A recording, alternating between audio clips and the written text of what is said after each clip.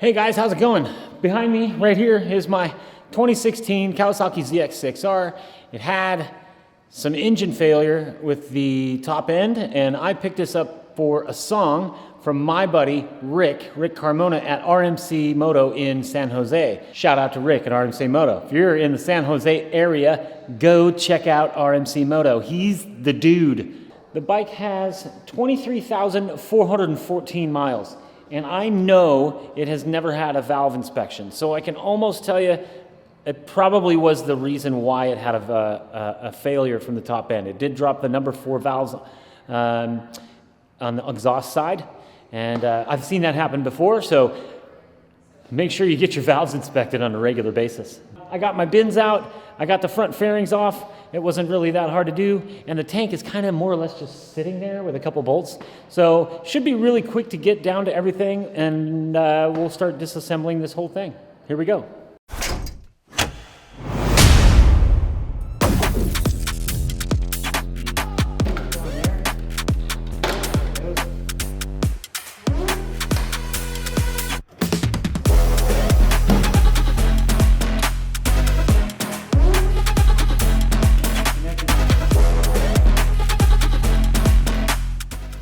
There's no throttle body in there, so it's not really connected to anything. Now we can get a look.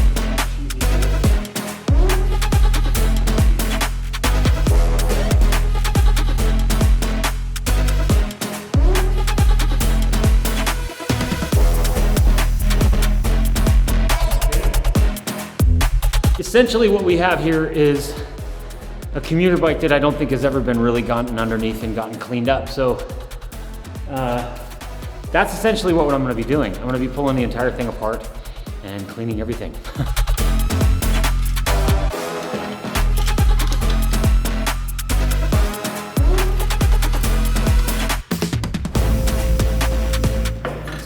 Pull that guy off, they unbolt rather than have.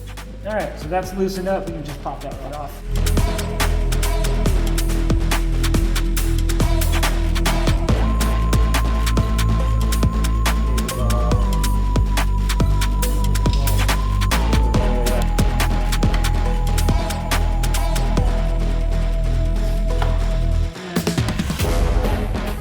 Guys, I've gone ahead and started removing the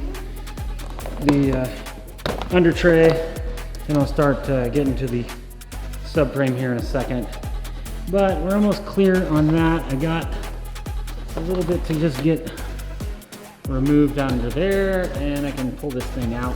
Pretty much got the subframe bearing, and just got to get the wiring harness shoved through everything and get this thing out of the bike. There's a couple of spots that's still holding on down in here, but for the most part, wiring harness is ready to come out.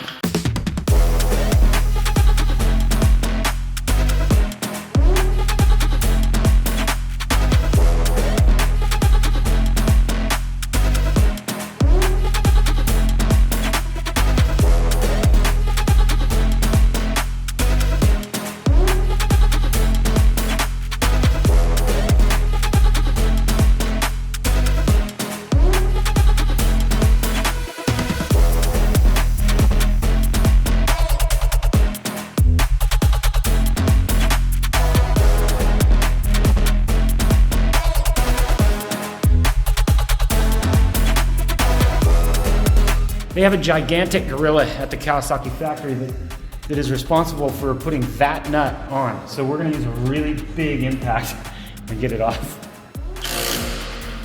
Look at that, it didn't even take that much to get it off. That's just made a fool out of me. But,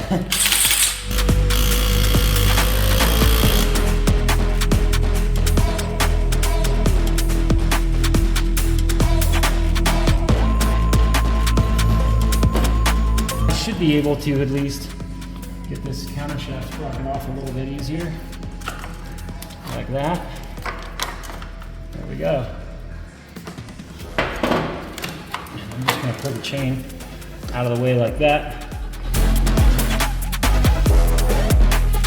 So before I can start pulling the engine out, I did find one thing that I do have to take at least this rear brake reservoir off because it's basically in the way of that motor mount right there. So I gotta get to that engine mount at some point. So I might as well remove that rear set here and the reservoir and at least just get it out of the way, get it over this way.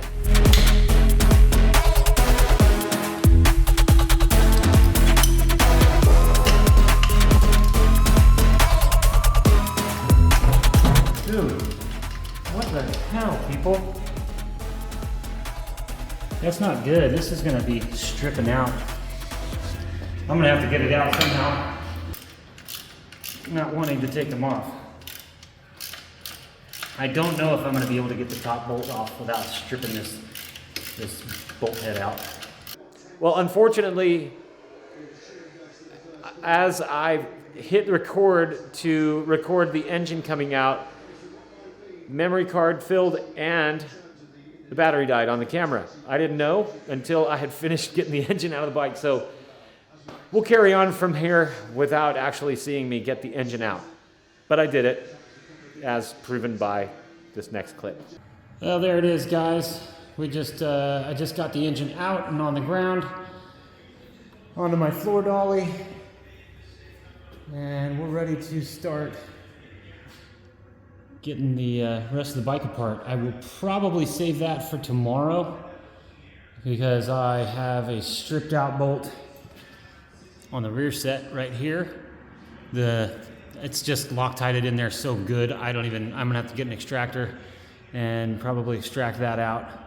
But essentially everything's off the bike except the rear brakes and the front end. So it's almost just a chassis. So we're almost there. And yeah, so far so good. At this point, what I'm gonna start doing next is I'm gonna tear apart the rest of this. I'm gonna get the swing arm off of here. And this thing, I'm telling you guys, it is utterly filthy. There is nothing that isn't disgusting on this motorcycle. So, guys, look at all that grime in there. It's just disgusting. It's just totally pretty bad. So I've got a lot of cleanup to do on this thing. You can see that I've got the engine disassembled completely, and basically I got to get some parts. I need to get a piston. I need to get rings for that piston. I'll probably just go in and get new rings for all the pistons. I might as well while we're in there. I'm going to also need to get a head gasket. There's a few things that I'm going to need to get, and while I've got the engine apart, I might as well go ahead and replace some of those things anyway. Seals and bearings and stuff like that. I think all the bearings are fine, but a few of the seals, might as well replace them. Seals are cheap. Everything is getting a bath, so that when we put this engine back together, it's A-okay. It's just as good as new before we pop it in the 636, which is completely disassembled and on all of those racks over there. So.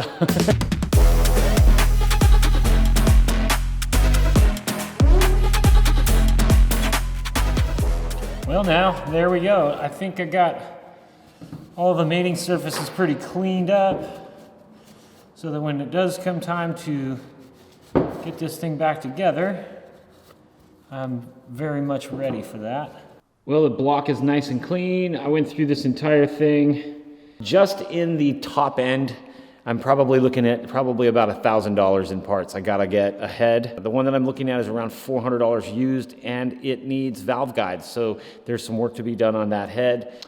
Probably about $300 or $400 just in piston, one piston, and rings for all of the pistons there. So then there's head gasket. There are other, clutch cover gasket, oil pan gasket. So all these things add up. There is a lot of money to be spent still, but this is basically where I'm at, and I'm very happy so far. Everything's kind of looking good. This bike's going to be really, really pristine when I get done with it. I'm planning on taking it all down. As a matter of fact, I did go through and just cleaned up the entire swing arm. This thing was completely nasty. It was nasty. So that thing's been completely gone through. I'm going to take the frame and scrub that down too, and we'll start from scratch. I am going to actually order one thing because I did have this issue on my 2009 ZX6R is the steering stem bearings, the ball bearings that are in them. Over time I noticed I had a notch, so that was probably from hard braking. I don't do wheelies, so it had to have been from hard braking over time, thousands of miles of track time and stuff. and I felt that little notch. I put some all balls, needle bearings in there, or roller style bearings, and never had a problem ever again with the steering stem bearings. So I'll get those all on order. It'll be a little while before they come in, and basically as soon as stuff starts coming in, I'm going to start rebuilding the bike. Starting obviously with the rolling chassis. I'm going to get the entire rolling chassis cleaned and start putting all of that back together, getting the wiring harness back in and all of that stuff. But in the meantime, that's about it for now. So if you have enjoyed this video, I really thank you for watching all the way through. Please give it a like, help the algorithm out. And if you are new to the channel, I'd really love it if you subscribe and keep up with anything further. Like I said, this entire project will be done, and I've got an entire shop here that I've got some bikes coming in the near future to get worked on, and so there'll be a lot of new content coming out. So again, thanks a lot everybody for sticking around and watching this video, and keep it tuned because there's going to be some more going on with the Kawasaki 636. And with that, I'm going to say see you later. Have a good one. Bye.